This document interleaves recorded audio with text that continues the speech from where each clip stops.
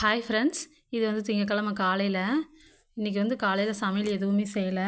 Night வச்ச சாப்பாடு கறி குழம்பு எல்லாம் மிச்சம் இருந்ததுனால குழந்தைகளுக்கு மட்டும் தோசை ஊற்றி கொடுத்துடலான்னு சொல்லிவிட்டு என் வீட்டுக்காரர்கிட்ட மாவு வாங்கிட்டு வர சொல்லியிருந்தேன்.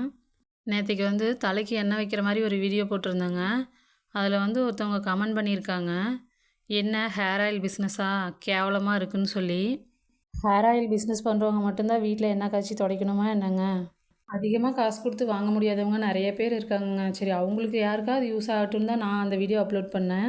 மித்தபடி ஹேர் ஆயில் பிஸ்னஸ் ஸ்டார்ட் பண்ணுற ஐடியாலெல்லாம் நான் அதை பண்ணவே இல்லைங்க. ஏதாவது ஒன்று பண்ணி முன்னேறிடலான்னு தாங்க வீடியோ போடுறோம். நான் ரொம்ப தைரியமான ஆள்லாம் கிடையாதுங்க. இந்த மாதிரி கமெண்ட்ஸ்லாம் பார்த்தா மனசுக்கு ரொம்ப கஷ்டமாக இருக்குது.